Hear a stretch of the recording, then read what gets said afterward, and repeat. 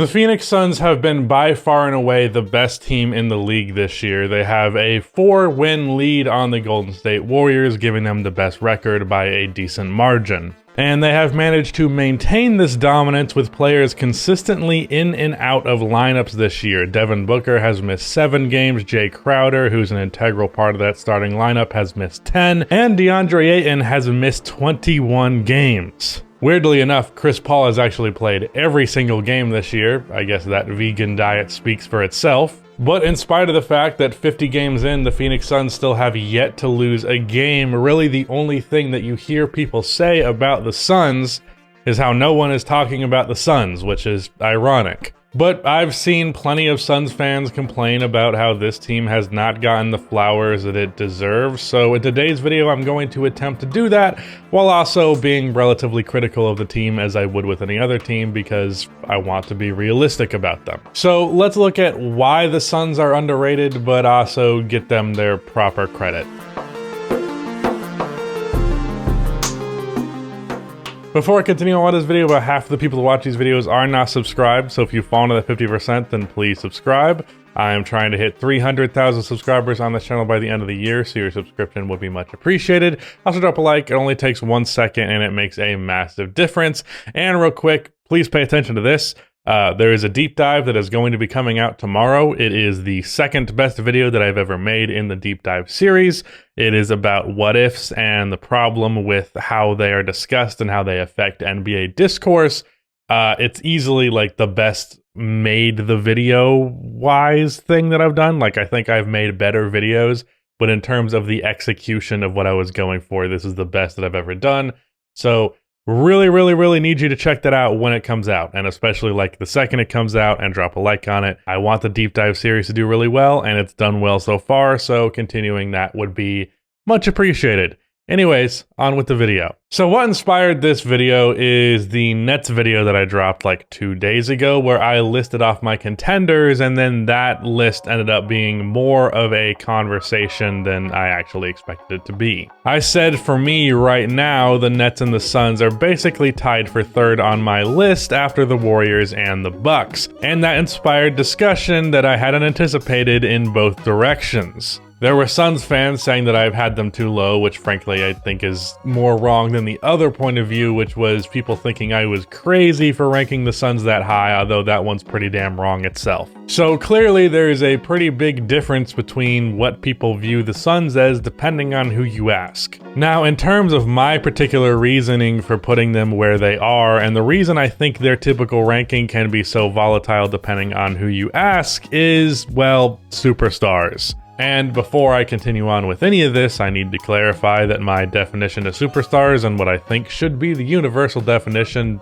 Rudy, I don't care what your input on this is. It's basically you can be the best player in a championship team. That's a superstar player to me. So when I say a player is or isn't a superstar, that's what I mean. Even though the Phoenix Suns are on paper better by damn near every metric than every team in basketball, when it comes to the nitty-gritty, when it comes to the trenches of the playoffs, not having a superstar caliber player can be detrimental, and the Suns do not quite have that player. Both Devin Booker and Chris Paul are not leaps and bounds away from that conversation, but at the very least, they are not in it. It feels like most people who dismiss the Suns downright feel as though a team that does not have a player who is in the top 10 can really win it all. A team that's two best players are in the 15 to 25-ish range, depending on who you ask. That's just not quite good enough. And while I am definitely of the opinion that a superstar talent is about as close to required as it gets for winning a championship, it's wrong and a little bit stupid to act as though it is explicitly required. Because we've seen teams win championships without superstar players before. But it is also a factor in a team that would otherwise be a clear favorite not being a clear favorite. I would argue that the Phoenix Suns were a better team than the Milwaukee Bucks, but who won that series was determined by the superstar talent, and that talent happened to be on the Bucks. If Milwaukee's best player was in a Devin Booker tier rather than a Giannis tier, the Suns win that series rather easily. But great roster construction, a great game plan, great coaching, great consistency like a motherfucker, like genuinely, I have never seen a basketball team as consistent as the Phoenix Suns with my own 2 eyes. All of that can be overcome by a talent difference from the top of the top when it comes to not having a superstar talent. But it's also enough to overcome a talent difference when the talent is not nearly as well managed as like the Phoenix Suns, like with a team like the Brooklyn Nets, which is why I would consider the Suns a better team and a more likely contender. Or at the very least in a similar tier, because again, we just don't fully know what the Nets are and we haven't for the last 2 years. But with that explanation that was a lot longer than I anticipated, although it kind of does talk about the topic of this video, which is like why this team gets underrated, let's actually get into some of the praise with this team. While I do believe a team like the Bucks or the Warriors would win a series versus the Phoenix Suns, I also don't think that it would be surprising whatsoever if the Phoenix Suns won that series.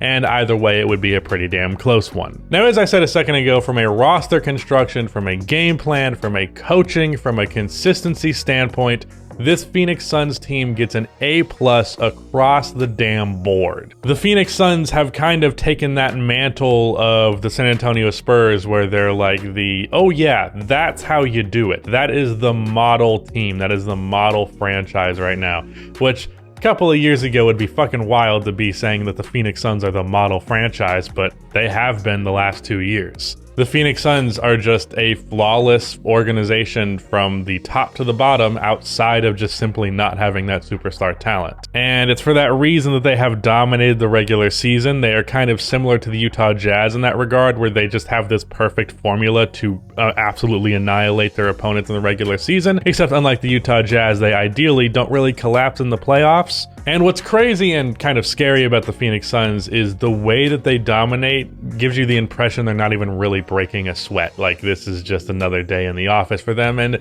being the best team in basketball doesn't really take all that much effort. They're constantly blowing teams out, and even in the close games, it always feels like they have control of the situation, calm, cool, and collected. Even if they're constantly trading buckets when it comes to the last like 4 minutes of the game, you have a pretty good feeling that the Suns are going to be the team that wins. This team is also allergic to blowing leads. They have not lost a single game where they were leading going into the fourth quarter.